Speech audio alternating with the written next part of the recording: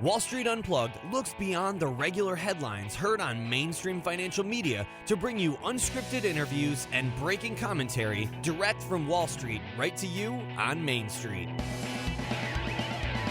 What's going on out there? It's March 18th. I'm Frank Curzio, host of the Wall Street Unplugged podcast, where I break down the headlines and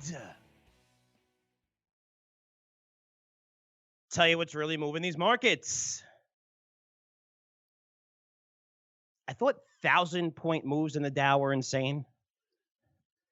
Now we're seeing 2,000-point moves, which amount to more than 10% moves in the major indices, something that we've really never seen before. I mean, it's crazy with the volatility. And I guess it's to be expected because this is something that we haven't seen ever in the history. And I'm going to bring up some points and different things I'm hearing that I want to talk to you about because these are major points that are being mentioned throughout the media, and I want to cover them. And before that, look, if you listen to this podcast, I'm getting tons of emails thanking me, saying that, your thesis made so much sense. I came out of the market, and I really appreciate those emails, and I get it. I don't deserve 100% of the credit. I mean, I've sold out a lot of positions in our portfolios, but I still kept a few, and we stopped out of some of those. I recommended 2 gold stocks, which I thought that would be fantastic. They were down tremendously.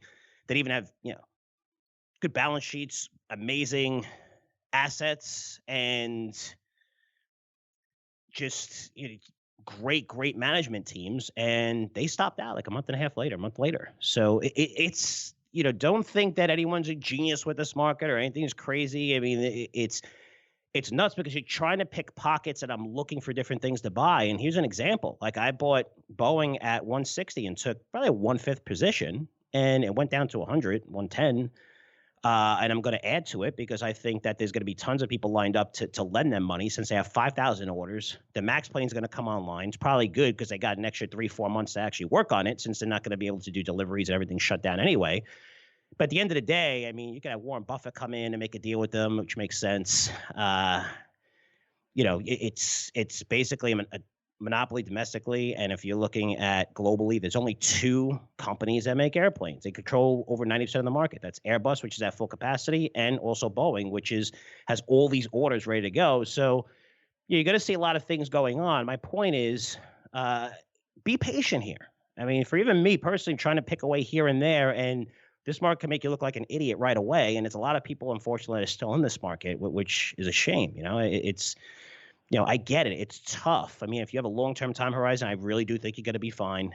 With all the stimulus coming in from central banks all over the world, I mean, this is going to end as a temporary problem. But, just be patient here. I keep telling you, be patient. And again, it's not my best interest for my company where I sell newsletters and recommend stocks to say, let's be patient here. But, I'm providing incredible value. I provide a bunch of screens, over 100 different stocks in my Curzio Research advisory that I'm looking at right now, based on screen. These are early cycle names that I would buy if once this thing turns around. Also, names that are going to do well during inflation every time, names that are going to do well during deflation every time, companies that have the best balance sheet based on net cash to market cap. Just safe stocks to own. So, even smaller names to own in that early cycle. So this is where I'm looking and providing that value because we all know, I think we're on the same page where this is going to be an incredible buying opportunity. But everything's shut down right now. The economy's shut down. Nobody's going to be buying anything other than if they go in on Amazon and groceries and things like that. But, it's pretty crazy right now. So you're going to see the next 2 months is going to be horrible, horrible news on the economic front that we're going to report. And there's going to be few positives. And what are going to be the positives that move this market? The Fed's already throwing money at this like crazy, right? They did that already. Interest rates are 0, close to 0. We're not going to come up with a vaccine anytime soon, right? It's going to take at least 4 or 5 months where we're probably going to see our numbers, which are going to skyrocket, start coming down by then. We're seeing that in Italy. We're seeing it in China, if you believe the numbers. Also South Korea, too. But just interesting times. But again, be patient. There's no rush. You should have most of your portfolio in cash. I wish I could have sold out all of our positions. Most of the ones that we sold out are down 35, 40% from those levels that we sold from, which is fantastic. But I'm still hesitant to start picking away. I want to start picking away a little bit. And every time I do, it kills you. So, again, someone who has 25 plus years of experience, just be careful. Okay. You got to be careful who you listen to. These are times that never happened before. That's one of the things I want to talk about here, because, when you're looking at technical levels, or if you look at people who say, analyze the market historically and say, well, the last 10 times this happened, the market fell 20%, it bounces back 7% the next year, and then it generate 9% return, whatever. Be careful with that shit. Please be careful. And please be careful when people are modeling like Goldman Sachs. I mean, I have no idea what they're doing right now. I love the fact they're changing their mind. They're predicting that we may see negative growth in GDP, not just first and second quarter, but maybe third quarter. So into third quarter. Again, we didn't report first quarter yet. Okay, that's coming. So if we're looking at we're looking into September, October, where they're expecting numbers to be horrible, but yet they believe that the S&P is going to finish 30% higher this year from where it's trading right now. 30% higher. I don't get it. You're cutting your estimates. You're cutting your earnings estimates across the board. You're predicting that there's probably going to be a recession, which is just 2 quarters of negative GDP growth. We're going to see a global recession. Everyone's going to be negative almost. All the major economies, basically. And China might be a little bit positive, but we'll see. Whatever they report, they report. But guys, you got to throw this stuff away. I mean, you can't. Just the past 3 weeks, I've seen so many analysts tell you, looking for pockets to buy. I mean, it's very dangerous. I mean, I saw people upgrading Wynn 3 weeks ago, upgrading the Las Vegas Sands and Wynn and airlines. You got to be crazy. I mean, you got to take a step back sometimes and look at common sense. Because when you're looking on TV, it's used to a certain system that they use. And they use a system where, okay, let's look at history. Okay, when we see SARS, it's a V-shaped recovery. This is why I came out with my call, because I looked at the sell side and realized they have no clue what the fuck's going on. Because this is not SARS. I can compare it to SARS. China was nothing in 2002. It accounted for 3% of the global economy. It's 17% now. They accounted for 50% of the global growth last year. It's a monster. It's the growth engine of the world, and you just took the growth engine and shut it down completely and put it on lockdown for a couple of months, yet we're trading at a super high growth multiple. And once this thing started spreading outside of China, all bets are off. My point is just be patient here. When people are modeling and saying, well, we've seen this happen. When the market falls 30%, it's not the same. I mean, the credit crisis, how much stimulus did we throw into this market? How many companies did we backstop? Are you going to compare that to the previous recession from 2011 or 2001, 2002? Different time periods. So just be careful when you hear things like that, because a lot of people jumped into this market way, way too early. And down 15, 20, 25% on some of these stocks. And, in days, which is insane. And I know a lot of you are conservative investors that are just buying stuff you want to hold and buying some great names. I get it. I mean, that's okay. Even at these levels, the market down 30%. I mean, I would say we're at fair value. But another thing I want to talk about is the stock market, right? I don't know how you can close the entire economy and not close the stock market. I don't know how that could happen. I'm not smart enough to tell you. All I know is you can't leave one market open, leave commodities market. I mean, people are going to look for liquidity, and it could destroy different areas. I know you have the options market and expiration dates. I get it. But the amount of negative news that's going to come out in the next 2 months because nothing is going on right now, what is that going to result in sentiment-wise? And that's what we have to look at and use our common sense. Forget about the numbers. I know the numbers. I know the earnings numbers. I was telling you how terrible they're going to be. Believe me, I know the growth numbers, and I know that was going to be terrible. I'll tell you what the numbers are going to be. Anyone can figure out the numbers and forecast whatever. Forget that. It's garbage. Throw it out. Use your common sense. What's going to happen to people who haven't sold yet, who have retirement accounts that are down 25, 30% in their retirement accounts? And then they see this bad news constantly coming out. I mean, I saw on CNN, and I'm not ripping apart CNN. They're doing their job. But they were interviewing Dr. Fauci, who's the president's right-hand man, who loves the media. I mean, I don't think I know anyone that loves the media more than that guy. That guy's on 10 times a day, different media channels. This guy loves it. I get it. Okay, good. He's talking about trying to help. CNN said, so what's the worst case scenario? And could millions of people get infected? He's like, yeah. He's like, could we run out of tests? Of course. We're modeling for that as a worst case scenario, but let's be realistic. And what did CNN post all over their website? That millions could get affected. Dr. Flay says millions could get affected. These are the headlines. They're doing their job so you'll click the story, even though he really didn't say that.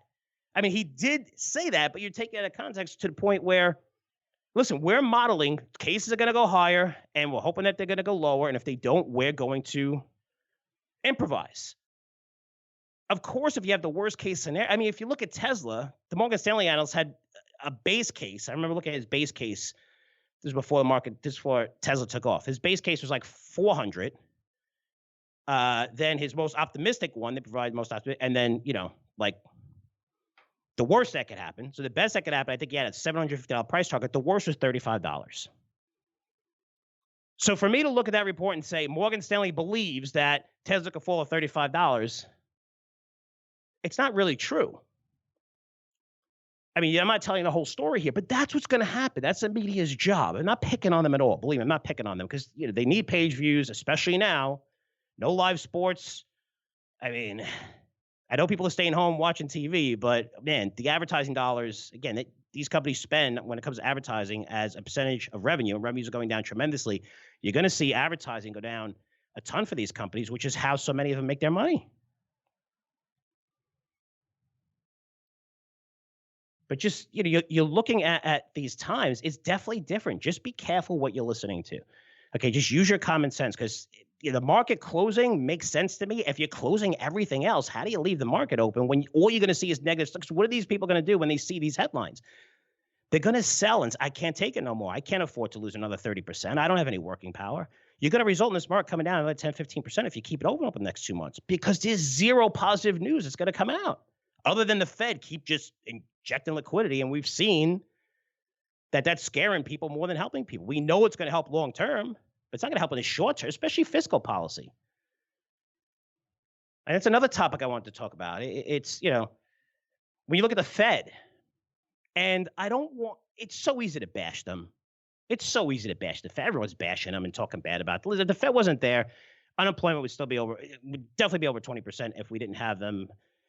Paulson, Ben Bernanke, I know if you listen to this, you might hate me saying that, but it's true. I mean, what they came up with stabilized the system. I don't like it. They had to bail out the big banks. If there's no banks, you can't take out your money. You can't. I mean, people don't realize how terrible that environment was. I can't believe they kept that stimulus in place for another 7 years, which is crazy before they finally started to raise rates. But even when you're looking at fiscal as well, I mean, why give people money and hand them checks when all the stores are closed? What are they going to spend it on? And you can spend it on Amazon. You're going to get deliveries probably in 2 weeks now. Amazon's hiring 100,000 people. That's how busy they are. But when I look at the Fed, and just right away, it's like you threw everything out right away. And for me, I would have looked at this as more of timing. I know it's easy to play Monday morning quarterback, but I mean, for me, if you close the markets and then a week before they're going to open, then you provide fiscal stimulus to everyone so they could spend money. Now everyone's supply chain is in order. They know they got their products. Everyone's ready to go. It's like you open it up and everything's trading at the same time. Then you have all this stimulus and the coronavirus risk is subsiding. That seems like a pretty cool scenario to me. But now let's keep the markets open. We already provided tons of stimulus. Yeah, more fiscal stuff will come and they'll pay us, direct money, checks and stuff like that. Again, it's not really going to help, but you just got to be patient, waiting the sidelines. But when I look at the Fed also, when people are bashing them, I mean, look what they did with the banks, with the stress tests that they have every year. And this includes me too. I was like, the banks are the most healthiest they've ever been in history because every year they have to have enough capital to withstand a 30% market collapse, negative 5% GDP, and 10% unemployment. And I said that never happened in the history of our markets where we saw all three of those things happen at the same time. We may see that. But the fact is they have enough capital to withstand that. And yeah, we're going to have liquidity problems and different markets are going to show up with liquidity problems, which we're seeing. But the Fed's on top of it. It's not 2008 where we have no clue what's going on. AIG is involved in this? How's AIG? AIG is insuring the whole entire industry? That's interesting. That was 2008. They had no idea. They had no idea to the extent of how big this was. We know how bad this is. It's on the table. So that's why we're able to adjust. Another topic that I see is bashing the president. And I'm not even bashing the president, but even if you're bashing Pelosi or Schumer, I get the bashing the president. I understand he's arrogant. We all know that. I know he changed his mind thinking the coronavirus wasn't that big of a deal. He's given himself a perfect 10 for handling this crisis, and now he's like, wow, this is a big crisis going on. I mean, so there's no humility, nothing. I get it. With that said, on both sides, it's time to come together. We need all the governors coming together, everybody on the same page here. Just forget about politics. Believe me, you'll have plenty of time to see how bad he did and play Monday morning quarterback later on. And no matter who the president is, this is a new situation. This is where you have to be willing to adapt. And you can't come out and just, again, it's for someone that's changing their mind, because even from my perspective, you see me, you have to be willing to change your mind based on the data. And the data is changing tremendously from day to day. But now the Fed lowered rates tremendously. It's a different environment than it was a week and a half ago. And you got to be willing to change going forward. Like I thought, closing stores and putting us on lockdown was absolutely crazy. The alternative is this problem lasts for 5-6 months instead of 2 or 3, and that uncertainty is going to destroy the market. So maybe it is a good idea to do. So you have to be willing to change your mind. And again, when this ends, you're going to be going to political season. All bets are off. Everyone go after everybody. I get it. But just right now, man, take a break, because I'm looking at CNN, I'm looking at MSNBC and looking at Fox. I want to get the news story of the coronavirus, and there's always a bias to it. It's Fox. Again, the president's doing a great job. You listen to CNN, look at what he did. Just enough, man. The people don't want to hear that right now. They really don't. If you're mad, just go on your social media accounts, whatever you need to do. But it's a time to come together, man. People are dying. We need more tests out there.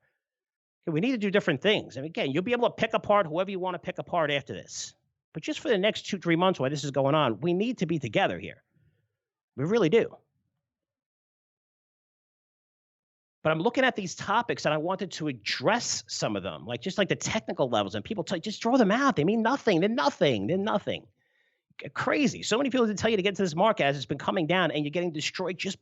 This is different. It's different this time. This has never happened before. You can't compare it to other events, guys. People are going to get killed doing that. Use your common sense. The whole economy shut down. Relax.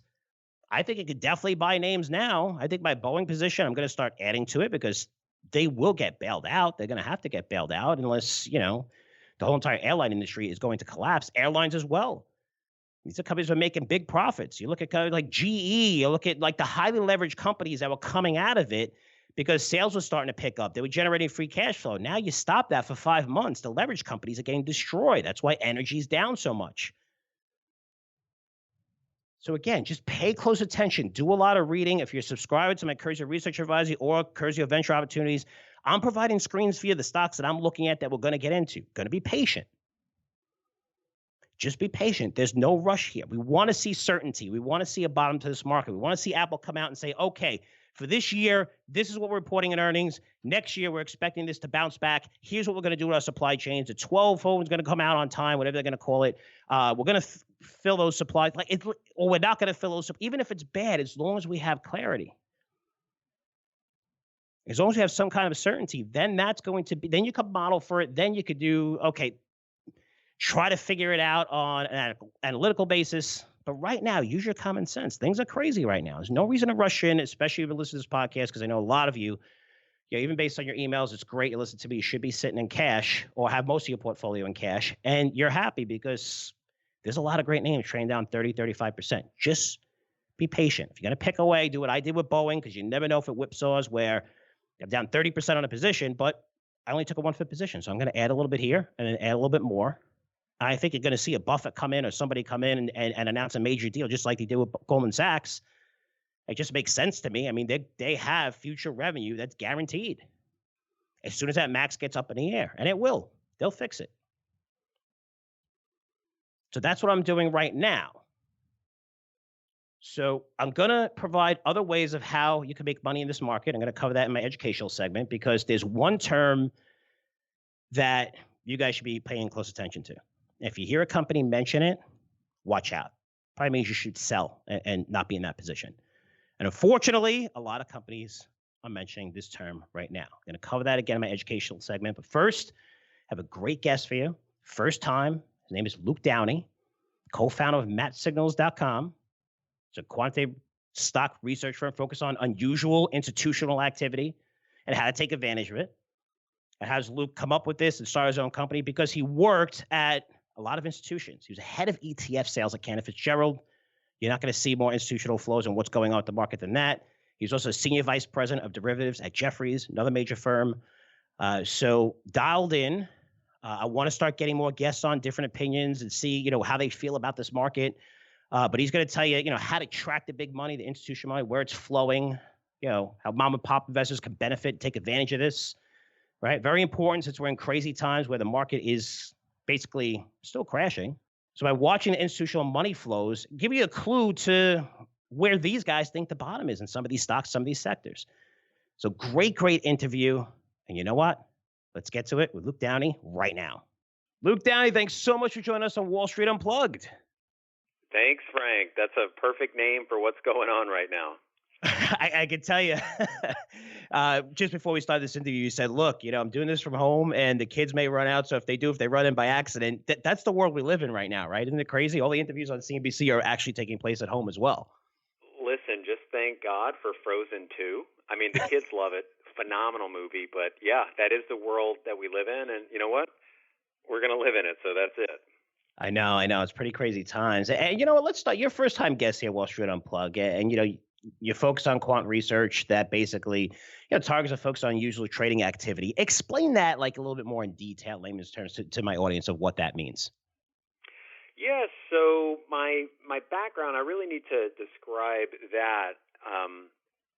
For a number of years, I was on these big derivative desks. So I ended up working at Cantor Fitzgerald and Jefferies. And my business partner now actually was my boss at the time.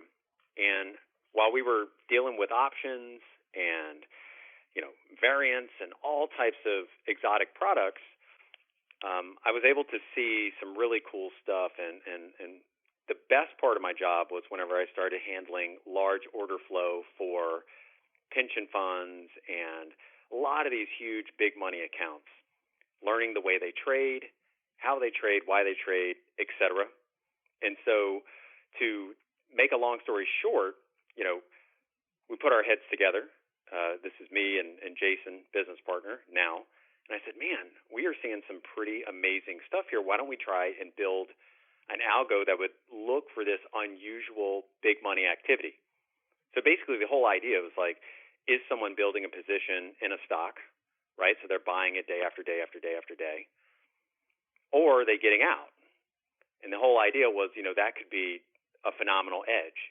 And I know that people have been trying to do that for decades and decades. And we really found something unique, and it's got a phenomenal track record. And we use this info. We call it, big money.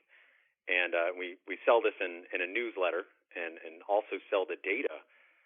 But ultimately, what it's really looking at is, if you look at thousands of stocks every single day, and you try and measure the different relationships between how a stock is trading and also the price and the volume and volatility and things of that nature. So basically, it's just kind of like a really good, educated guess. Is money coming into this stock? Is it coming out of this stock? And that's like really great. That's kind of like our wheelhouse is finding these outlier companies, these phenomenal companies. But when you're doing this on a large scale, thousands of stocks, you start to see patterns. You start to see sector movements. You start to see what we're having now, where it's just complete capitulation. And I think that's what really makes us unique, and a lot of our subscribers really gravitate to, because it's information that's not anywhere else, and it tells a different story, from the lens of data. Now, I have to tell you, I love this because it just opened up so many different questions. And I guess let's start with this question. So the reason why I when I was looking at this market a month and a half ago, which made me nervous, is that one is China was shut down, right, and had no idea it was going to the coronavirus was going to expand globally. China was shut down, and they accounted for 40% of global growth in 2019, according to IMF, and we were trading at a huge growth multiple. But the big thing for me is when I looked at these analysts and I saw them talking about the coronavirus like it was going to be V-shaped because they were comparing it to SARS, and it's not even in the ballpark of SARS. It wasn't at the beginning. It's not. So it's almost like I saw them lean the wrong way a little bit, which means it's probably going to accelerate the move down. So my question to you is, during this time, we've seen so many institutions come in and especially over the first 2 weeks when this market started coming down, they're all looking for pockets. Here, you should buy, here, you should buy. And you're seeing a lot of institutional money flow into there, but yet these things really took a downturn. And now it seems like, Goldman doesn't seem like Goldman just changed their stance. JP Morgan says we're going to have a global recession now. These are guys that all predicted a V-shaped recovery. So my question to you is, following the big money works a lot. I'm not too sure if it worked now. How do you tell the difference? I mean, is it just like, hey, all this money's coming in? Because I saw a lot of money from institutions come in and the market still fell. Could you determine that? I mean, is it like, the institutions are always right or usually right? So I think you get what I'm trying to ask here. Yeah. So, I mean, there's a bunch of questions here. The ultimate thing is, big money can be different things that happen at different points in the market. So sometimes big money can be ETFs. Some points it could be hedge funds. Some points it could be quant funds. It could be a whole host of things. And it doesn't matter who's moving what's moving what ETF is doing to whatever basket of stocks. The point is a lot of these players are so big that they have to start, piecemealing their order flow. And then that sets off a whole bunch of different dominoes, which is a perfect analogy for what's going on right now, because it's just a complete liquidity crunch. I mean, there's no liquidity. And so if we could go back to, say, January, what we were seeing in the data was just absolutely incredible buying. And in fact, we were out there saying that this is unsustainable buying because we can look back historically, right? We've got data going back to 1990. We've been in business just over 6 years. And we were starting to paint the parallels of, this looks exactly like prior times of, say, January 2018, I believe, before we had everybody was crazy. Crypto, everybody was just, so bullish, and the world just was going to be lollipops and balloons and everything like that, where we were telling everybody, listen, this is not at all sustainable buying. And not only that, we started to see one of the best triggers that almost always tell us that a pullback is near. And there's two things. One is we have this thing called a big money index, which once it reaches above this level that gets into the red, it tells us, historically, you don't want to be adding stocks up here because we have to pull back. Ultimately, the buying is so unsustainable that, there's no point. I mean, it's almost like it's a 50-50. And we don't like 50-50 bets. That's not a good way to make money. That's not a good way to manage risk. That's not a good way to live your life in the finance world. But then something else started to happen is we started seeing this extreme buying in ETFs.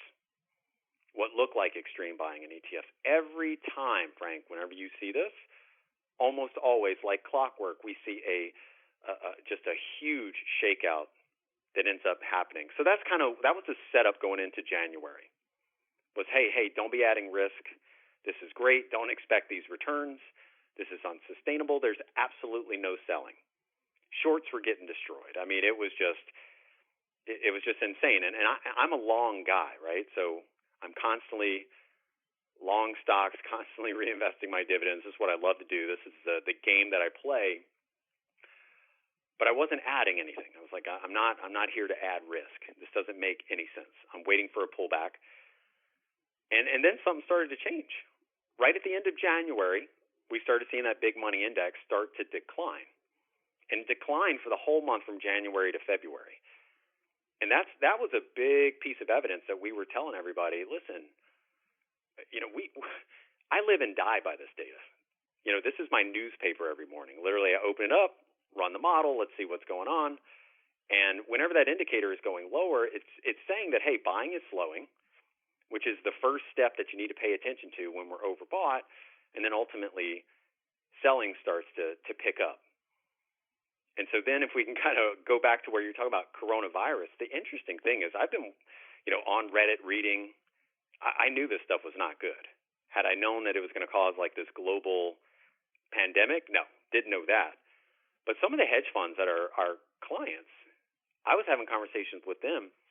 They were absolutely clueless. Never did that discussion ever come up in their thoughts, in their meetings, anything like that. So they basically looked at me as though I was crazy to even mention that was a potential worry. So when you talk about analysts, I think a lot of those guys, a lot of the smart money, they're leaning on analysts to kind of give them clues. And I think everybody was behind the ball on this. So I don't know if that answers your question. That's kind of where we were, and now things have gotten a little crazier since then. Yeah, it does. I just want to see the thought process, guys, and for all, even my audience listen out there, where none of us have the answers. And this is one of the things I wanted to bring up with you too, because we all talk about different levels, and even from a valuation perspective. I mentioned earlier how sell side analysts who have tons of friends in that industry, they're looking at past events historically to compare to, and then they'll develop discounted cash flow models to try to predict the future. So, but when it comes to technicals too, because I know that someone asked you on your blog, and guys, you can go to Luke's blog on Mapsignals on the site. It's fantastic. But someone said, what's next for the market? And you said, when's the selling going to be over? And you said, great question. You said, you look at prior times with huge selling grip in the market similar to now. And you said you found 27 times when selling was 8 times larger than the 50-day moving average. As for when to buy, the average, bottom of the market happened 21 calendar days later, 3 weeks. So according to this data, 3 weeks from last Friday, we can expect the market to basically bottom out. Yep. And you provide an amazing chart, right? So I've seen this too. I've seen this throughout CNBC, and a lot of people going on CNBC and Fox Business, looking at those technical levels.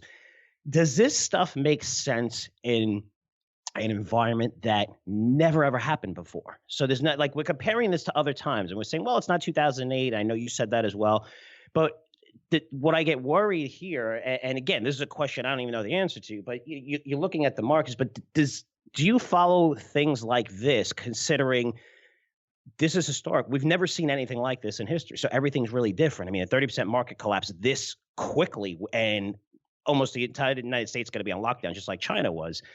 So do you throw this out the window, or do you pay even more attention to it? I want to see from your point of view, how do you look at this data in an event that isn't kind of like, it's kind of like a 2008 type event where it's like a black swan type of thing that we never saw before?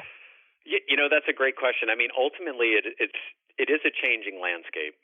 And then, we have to start somewhere. We have to make some assumptions whenever the sell-off started, the crash of 2020. And ultimately, we have to look back in the data to try and figure out, have we ever seen anything similar to what we're seeing? And what the picture was at the time was, we're overbought, big money's going into ETFs, all these signs that, the weak hands are the last ones in, they're the first ones out type of thing. So you have to sit there and say, okay, so where are we now? What's starting to happen? What's starting to make more questions come in? And ultimately, a couple of weeks ago, things were different than where they are now. So even if we go back to that study that you're referring to, where they talk about 21 days, if I remember correctly, that probably puts us right around either this week or next week. I'd have to go look of when that actually was posted. But ultimately, it lines up with our big money index being oversold, right? So that's probably going to happen later this week, which quite honestly means, I'm going to be buying some stocks, because that's just something that I do personally. Just historically, it's a great time. However, whenever you look at it and you say, okay, so what's next? Could this last for a long time with all the news that is coming out? And I really try to separate the news from the data, and sometimes it's really hard to do that. And so I'm going to answer it in 2 ways. Number one, our subscribers rely on us to focus on data. If we start to pivot and we start to change and start to make different types of thought processes and all of that, I think they're probably going to say, that's not what we come to you guys for. However, I was on the front lines in 2008 and 2009. You know, Lehman was our client. Bear Stearns was our client. I mean, literally, we'd come in every single day, and you'd pick up the phones. People were gone. Literally, they were just out of business. And we're starting to see that now with, like, conversations that I have with my friends, my colleagues, people that work with us. It's bad. It's really bad.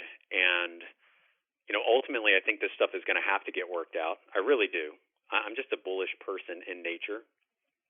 So when it comes to like finding levels, when it comes to finding discounted cash flows and all these types of things that are the classical way of valuing companies and markets and things of that nature, you know, I think you really just have to have a two-pronged approach. You've got to look at the data, and then you also got to say, okay, well, I've been doing this for over a decade now. Mm-hmm. Have I ever seen anything that was similar to this? And the only thing that I can point to with this much of a liquidity crisis is going to be 2008 and 2009. And so we start to, you know, weave that into the data. The data is always going to be the most important thing, but try and tell, you know, a story and a narrative of why this might actually last longer. Because even if you go back and you look and you say, okay, there was 29 instances, some of those instances were really long in terms of how bad the weakness was for the market, how long the selling persisted. So this one is probably going to be more of those, is going to follow more of that type of a narrative, just because of how bad the liquidity issues are. So hopefully I answered that. I just kind of want to. No, I hear you, because we're all walking through it, right? So it's a good question, and I don't want you to put you in the spot like there's a right answer for it, but you know, we're all used to our methodologies, and I've always said that you have to adapt, right? And one of the biggest things that you could have is common sense. And when I look at this event and see that it hasn't compared to anything else, you know, you have to kind of adjust here. You can't just say, well, this happens all the time. Over the past 10 years, we saw this. But, you know, and I think people get caught up in that, and a lot of people came into the market pretty much way too early. And that's to be determined, right? Because we even saw in which, you know, you covered the credit crisis, where I saw, just like we're seeing today, there's more insider buys today than since the credit crisis, right? And we saw the same thing in January, right? In late December and in January. So the credit crisis, talk about 2008, 2009. So January 2009, a lot of people came into the market, started going up a little bit, and then it took another leg down of 30% to March lows, and that's when it came up. So in reality, January was still a great buying opportunity. It's just, you wish it could have, you know, everybody wished they could buy at the absolute low and sell at the absolute high. Right. It may be a buying opportunity, but just to hear your thoughts about it and how, you know, thinking of what we have to look at. I mean, we're all there, right? So there's no right answers or anything, but I just wanted to pick your mind on that, because I think we're all learning here. But let's get to the big money. So I love the fact that, you know, even your background is, you know, stocks, derivatives, you Cantor Fitzgerald, head of ETF sales, which has to be huge, right? Because you've seen this market growing tremendously. And at Jefferies, you're senior vice president of derivatives. And I know that's how, you know, you came to basically form your own company for Mapsignals and co-founded it. But when it comes to ETFs, right, it seems like everything is correlated. I mean, you look at Amazon, it's probably in 500 different ETFs. You know, it's even in ETFs that have nothing to do with retail. It's crazy. And some of them, it makes up 35%, 40%. How do you track the money going? Is it simple? Do you just look at the ETFs in general, or are you looking individually where it might filter down to 13Fs, where you might want to see exactly who these institutions are? Maybe if it's a call icon, or, you know, a very, very, very large fund like Bridgewater, even though, you know, it's all algorithms. But how do you determine, you know, the flowing into the ETFs? Is it just like, I see you put charts, is it just, here's the gauges, and we take it like a big point of view, here's the institutional money coming in? Or is it, you also separate individually and say, well, you know, Carl Icahn's a smart guy and he's coming in too, so maybe we should buy this? Yeah, so it really has nothing to do with 13Fs or anything like that. It literally just has to do with how are the ETFs trading, literally the actual listed ETFs. So, I mean, if you're tracking all of those, and there's really only so many of them that are institutionally tradable. You know, a lot of those are just a graveyard. You know, they don't trade. It might be 75% of all the listed ETFs just, they don't ever get any AUM, right? They the three big houses basically dominate all of the ETFs that trade. So what we are looking at is actually how those ETFs are trading. How is the volumes trading? Was it trading as the price is going up? Was it trading as the price is going down, et cetera? How are those moving in and out? And then we can also look and see what stocks are actually feeling that big money coming in or coming out. Because basically whenever you see all these ETFs trading in these big volumes and you can see the price dislocations and things of that nature, there's going to be stocks that are going to be impacted, right? Because all these dealer desks, they're taking the other side. They got to trade the components. And that's really what we're looking at, is to ultimately say, it's like, when do you see the same type of activity happening with hundreds and hundreds of ETFs? And that's the critical points. And that's what we're starting to see right now. Those are extreme, very, very, very, very rare. And so, to answer your question, it's really just looking at the data of how that ETF is trading, how those stocks are trading on a given day. So it has nothing to do with 13Fs or anything like that. Okay, so before we get into the fun stuff of what you're seeing today, I wanted to ask you this, because I find this very interesting. When I hear the words quant, signals, patterns, I think short-term trading, maybe day trading, but that's not your strategy, right? I mean, you even mentioned earlier, hey, I have stocks that pay dividends and reinvest those dividends. I mean, you're not saying, hey, these ETFs are good. It's day trading. You're looking at a longer time horizon, say 6 to 12 months or even longer, right? Yeah, that's exactly right. When we first started, building models and looking at how the market trades and all of that, you first start out as a day trader, right? And you start to think about, okay, here's the stocks that are moving. Then you probably get into swing trading, right? You start to say, okay, maybe I can do a 1 to 3 week trade. And since we've been doing this so long, me, my business partner, we began to realize that it's the same stocks that are the top scoring names, the ones that continue to get all of this capital, all of this big money. And so names that we would all know would be, like the Netflix of the world, the Apples of the world, the Googles of the world, which, I own these stocks and I hold them. But that's what's really started to happen as we've grown as a business, is really isolating the few stocks that really determine almost all of the gains for the market. And a cool way to say it is, we have this big money indicator that you can look at our charts for stocks. It's basically these big green bars. And what that references is just the top stock that we have in our data. And we've written white papers on this stuff. If you just invested in those names and they just constantly recur, and that's the theme. They are these outliers. And that's ultimately what we're trying to show our subscribers, and that's what we do. And that's the walk that I walk every day and the talk that I talk every day. And so, yeah, it is a longer term. We're trying to get people out of the day trading thought process, the swing trading, and really open their eyes to where the real big money. I mean, there's fast money to be made, and then there's big money to be made. And it's a longer term hold of great, great, great companies. So let's get into it now. What are some of the things that you're seeing in the marketplace based on your signals, your patterns, the quants that you're looking at, and including the inflows or even outflows of ETFs? What are you seeing right now that looks attractive that maybe you're telling your clients? And of course, I don't want you to give anything away that people are paying for, but just even if you could generalize. Well, definitely, as you look across the board, everything has been for sale. So if you look at any stock that's been outperforming or doing relatively well, I think those are the stocks that you've got to be worrisome about in a liquidity environment like this. So you could look at a name, talk about like Home Depot or something. Yesterday, I believe, was down 20%. I think all things being equal, it was hanging in there decently. But then there's this big, worry about any company that had debt, right? Maybe they're not going to be able to pay their bills. People are just thinking worst case scenario. And so what we're seeing is this theme of just money coming out of stocks in an extreme way, in an unprecedented way. And clearly that just means there is no liquidity. People are forced to just hit the bids. And we're seeing it in commodities, whether that's expressed through a gold ETF, gold stocks, I mean, you look at crypto, the whole space.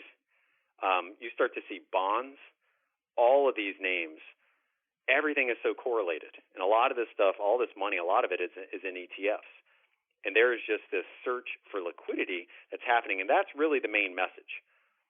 And so whenever we look at it, we try to step back and say, wow, this looks a little different than, the pullback of last year, the pullback 2 years ago or 3 years ago, even 5 years ago. The only thing that this really looks like is 2008, 2009. And so what we're telling our subscribers, and ultimately they want to know what we have to say now.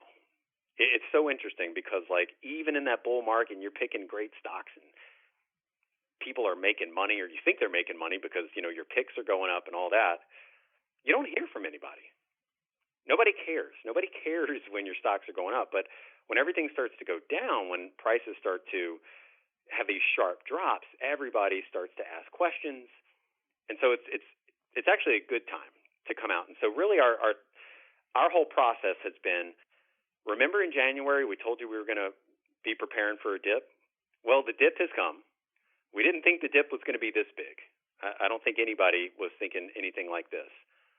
But we're basically just telling people, find these great stocks, and they know which ones they are. It's the ones that are constantly in our research. It's the names, that have low debt, phenomenal companies, make lots of money, big margins, probably not in the travel industry, probably not an airline stock, etc. And then pick your spots. I mean, you can kind of name your price in these environments. And so that's really the message. That's what I'm doing personally.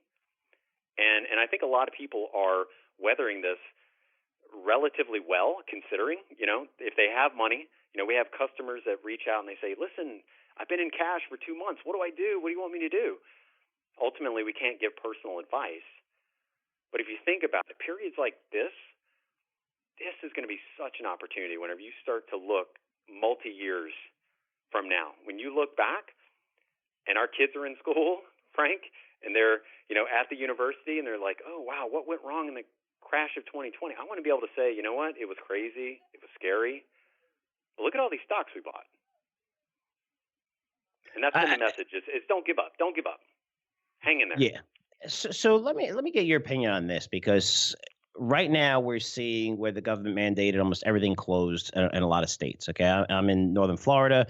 Our bars are still open. We're okay. We haven't really, again, other places, everything's closed, and I get it. We haven't heard any infections close to here yet. I'm sure there will be. And for me, looking at these markets and seeing everything is completely closed, the economic data and the numbers that are going to come out the next 2 months while everybody's kind of on lockdown, or they'll be on lockdown eventually, it's going to be absolutely horrible. I mean, there's no positive catalyst here. I mean, you're not going to see a vaccine soon, right? We heard from leading doctors. The Fed is already throwing tons of money, backstopping a lot of markets. They're probably going to bail out the airlines and different cruises, just different industries, maybe even energy, and help out there. But I've argued that I don't know how it could happen, but if the markets aren't closed, if the markets remain open, the data that's going to come out over the next 2 months is going to be disastrous. We saw it in China where 94% decline in passenger car sales. I mean, numbers you've never seen on big economic indicators. What are your thoughts on what they should do? Is it good to just keep the market open? There's so many ripple effects. I mean, you'd have to close commodity markets. If you leave some markets open, it'll be crazy. It's nuts. But I just think with having everybody at home, closing all the stores, not allowing people in restaurants, only through drive-thrus, everything's going to be terrible at least over the next 2 months, and leaving the market open with really no positives. And what's that going to result? That could result in a lot of people with their 401ks, retirement plans looking at this saying, all right, I'm just out of the market, where this thing can come down to 10, 15%. Are you looking at that? Do you think it's an option for them to close the market or not? I mean, that's a drastic measure. And how are you positioning yourself? Well, I mean, we get people that reach out all the time. And again, I probably have a pretty decent network of people that are in the finance world. I start to kind of look at all my friends, and unfortunately, that's kind of the crowd that I hang out in, right? So, in the New York area here, that's my network. So a lot of people are saying, or they're worried that the markets could shut down. I don't think that that's going to happen. I mean, ultimately, yes, restaurants are getting closed. People are getting quarantined. They're making us, there's a curfew at 10 o'clock. You cannot be outside unless, I don't even know what the requirements are for you to be outside. But yeah, the data is going to be bad. It's going to be horrendous. And ultimately, that's what's happening to the markets, right? Everything's broken. Everyone knows what's going to happen, that it's going to be really bad data, really bad numbers. The market already reflects that. And it's really hard to find anything positive. I look around and I'm like, man, the only thing that I saw was Tom Hanks was sent home from the hospital. And I said, that got me excited this morning, and if Tom Hanks can, he did well with that. He did well with Castaway. You think about all the stuff he's been through, and now he's, out of the hospital. I'm being silly, but but ultimately my position is, when I'm talking to my wife, I'm even talking to my kids, they're 5 almost and 3. I'm pulling up stock charts and I'm showing, listen, you see this? This is opportunity. And they probably think I'm crazy, have no idea. But ultimately, just telling people, hunker down. It's probably going to be a rough couple of weeks, probably a rough couple of months. I don't expect that the markets are going to close. I mean, that is a source of liquidity. But again, all bets are off in this type of an environment. Anything is possible. And I do have to believe at some point, central banks, the Fed, Treasury, you name it, there is going to be a wide stimulus package. I mean, this is just me. I have no idea. No one's telling me this, but that's just what – I mean, they are the last resort. It's always been the case. And so that's what I'm fully expecting in the days or weeks to come, something that is going to be big, unexpected, and help ultimately is going to be more than enough for what the market needs. I mean, that's really it. It's like, the wage worker, where are they going to get their money, right? How are they going to pay their bills? How are they going to receive income? And then the small business. I got so many friends that have small businesses. Well, what if people cancel this? What if they don't come? What if they do this? And then they have to make hard decisions. And I really feel like the administration, while they are getting a lot of heat and a lot of negative press, I got to feel like they are on top of this stuff a little bit better than 2008, 2009.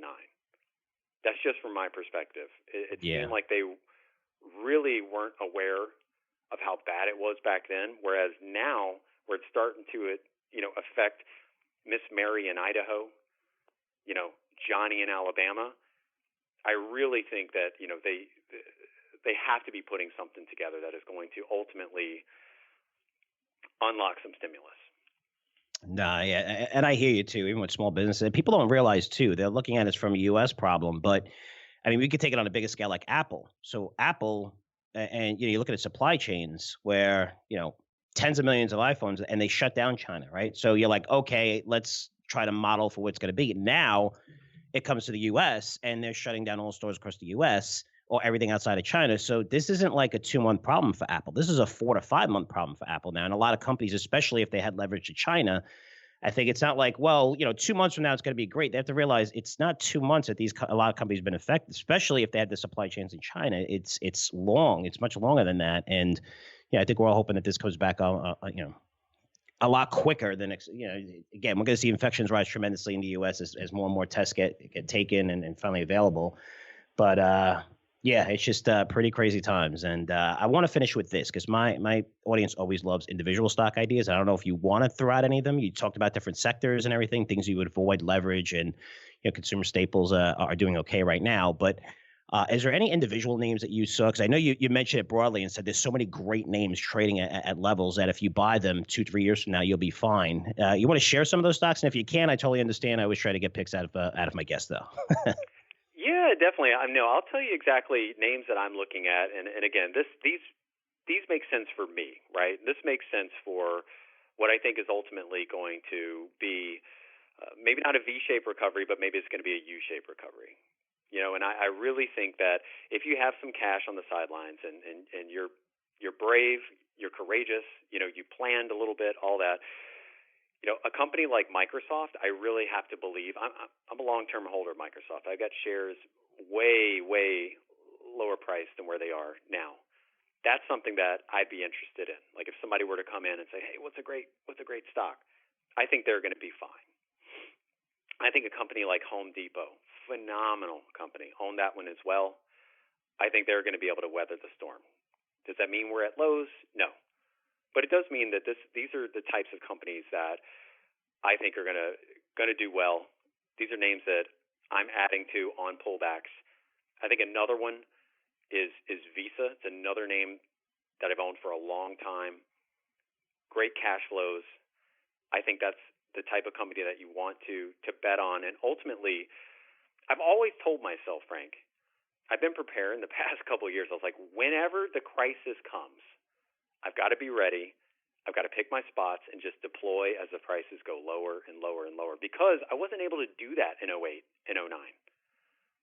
I didn't have enough money. I was freaked out. I was young, But now whenever you get the opportunity, and I don't want to minimize what's going on and death and people getting hurt and all that type of stuff, but it's very easy to sit there and watch the screens all day and get nothing done, and the day just goes by. If you're really trying to find great places, and you're really looking at great stocks, great companies, I think right now is going to be a phenomenal opportunity 1, 2, 3 years from now. That's perfect. And Luke, thanks for sharing those ideas. And thanks for coming on, right? I mean, it is a different environment. It is crazy where people are most people at home and doing interviews and everything, which is not the easiest thing. And I understand. So I appreciate you coming on. Let's end with this. If someone wants to find more information about you, about Mapsignals, how could they do that? Yeah, go to mapsignals.com. You could sign up for our free blog post if you want to see some really cool, interesting data and insights that you won't find anywhere else. And that's it. All right, perfect. So we'll leave it there, Luke. Thank you again. Thanks so much for joining me. Crazy, crazy times, and some great advice there. I really appreciate you coming on, buddy. Cool. Thanks, Frank. Bye. Great stuff from Luke. Great guy. And I have to tell you, usually when I do interviews, they go perfectly fine. We never have to edit. We had to edit a little bit, and it's a sign of the times because he's working from home, and he's got 2 young ones. I think it's a 5-year-old, 3-year-old that he mentioned that ran in really quick and said, Daddy. And he's like, oh, hold on 1 second. Get used to that. Get used to that. He apologized. There's no reason to apologize. I mean, I saw on Tuesday, Carl Quintanilla was interviewing an economist through Skype, and it froze. And he's like, oh, sorry. And then we're back again. And then it froze again. And Carl said, he's like, these are the sign of the times. I mean, everyone's doing interviews from home now. They're doing them through Skype. They're doing them different service, but they're all home, working from home. So get used to this environment. It's pretty crazy, right? But I love his take on the markets. It sounds like it's trader and quant, but he focuses on 6, 12 months and even longer. And I really like his style of investing. So let me know what you thought. I mean, this podcast is about you, not about me. I want to start bringing on people, just give you, different opinions on what to do. Again, really smart people like Luke. And but again, it's not about me. It's about you. Let me know what you thought of that interview at frank@CurzioResearch.com. That's frank@CurzioResearch.com. Now, let's get to my educational segment. All right, we're looking at the airlines who are basically saying, they're saying that they could lose over $100 billion in sales this year if the virus continues to spread for another 4 or 5 months. They're asking for assistance from the government in a tune of $50 billion. I think they're going to have to get it. I mean, these are companies that weren't highly leveraged. These are companies that are generating a huge amount of cash flow and trading cheap. But if you shut down operations for 3-4 months, I mean, it's going to hurt. You look at small businesses, you think they're going to hurt. I mean, if a large business like the Deltas and even the GEs and things like that, you shut down their business, the Fords, I mean, look what happens. And now small businesses, it's even worse.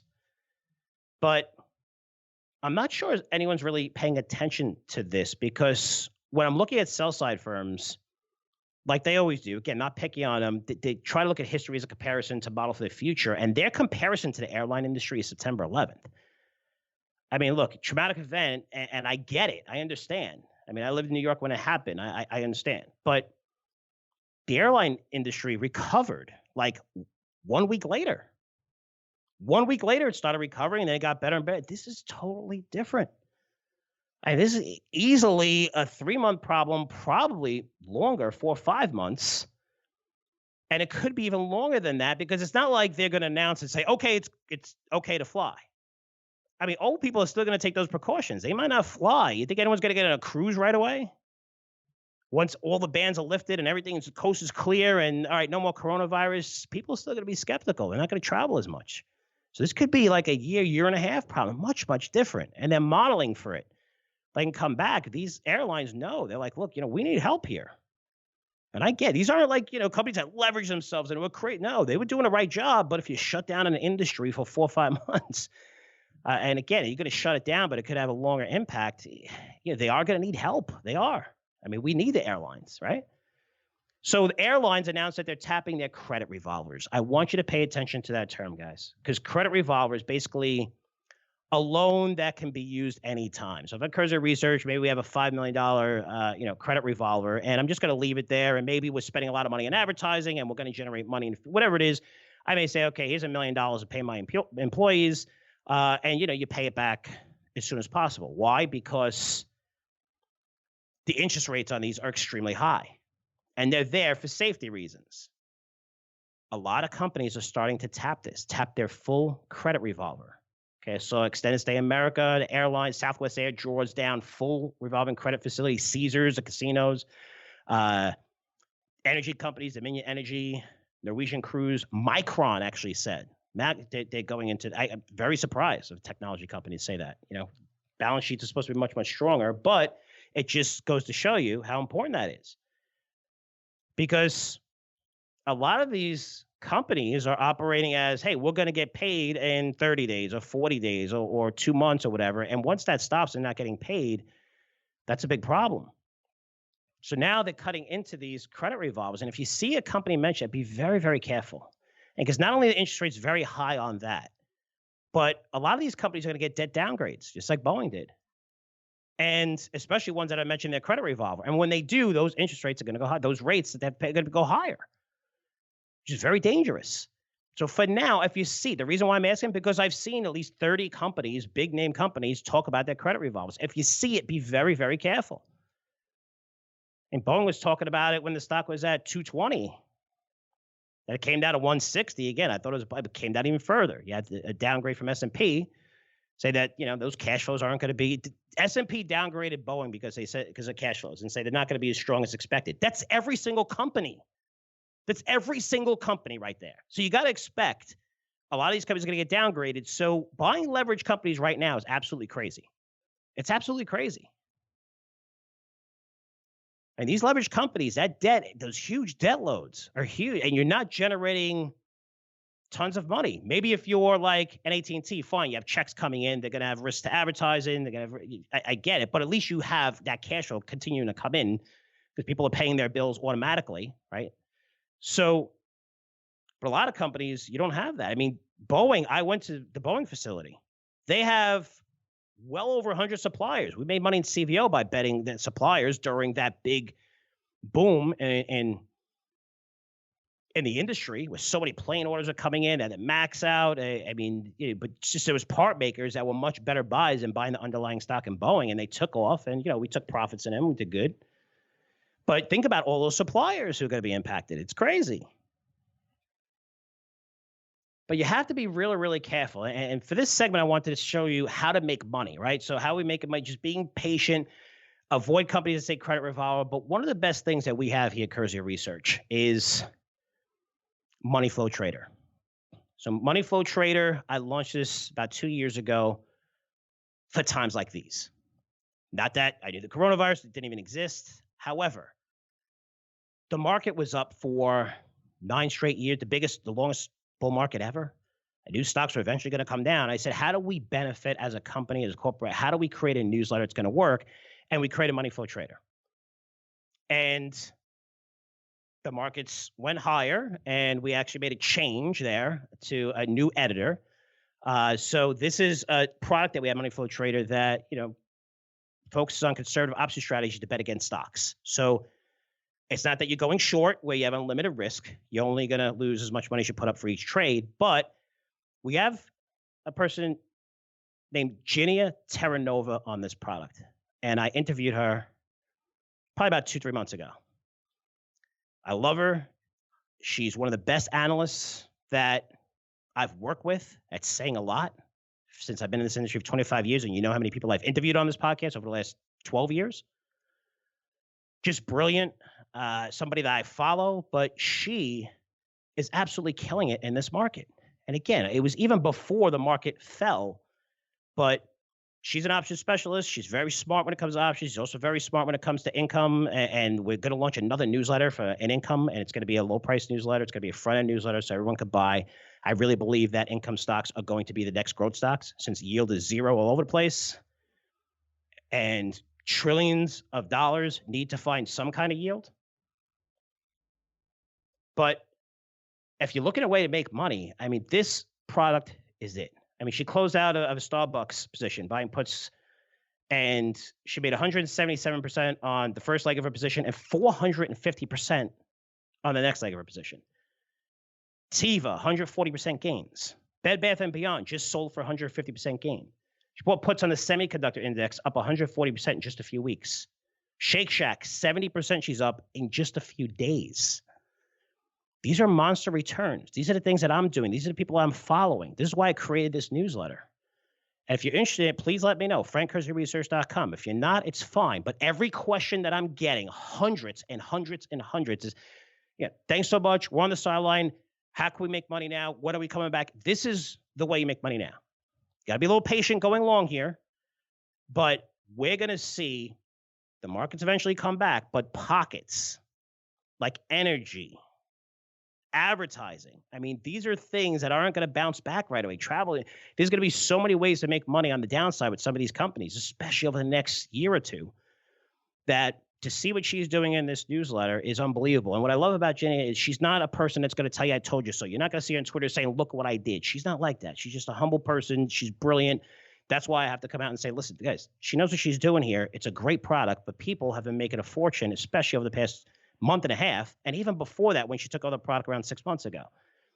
Again, we're building up a franchise around her. She's that good. But Money Flow Trader, guys, that is the product I created for this type of environment. When how do you make money if stocks and individual names and sectors sell off? How do you able to hedge yourself? This is it. And it's doing fantastic now. It's going to continue to do good going forward because there's going to be so much uncertainty. And again, working with Ginia, talking to her, listen to her. I mean, she was ahead of this as well. Just honored to have her on the staff. And again, guys, you want to check out Money Flow Trader, let me know. Just email me at FrankCurzioResearch.com. But again, the gains in this newsletter have been incredible, and I just want to commend her and great hire. It's, glad we made the change on that newsletter, and I'm very happy for subscribers who still own Money Flow Trader. Doing very, very well. So guys, a lot of stuff going on. Told you credit revolvers avoid, Money Flow Trader. It's a way to play this. We had a great interview on today. Just, give you a little different perspective of what he likes, just from trading, following the institutional money. A lot going on here. And notice the questions that I asked Luke. I feel the same way. We're like, well, this is what we're doing, but we have to be able to adapt. You have to be willing to adapt. You have to be willing to change your mind in a day if the situation changes. And the situation is going to change.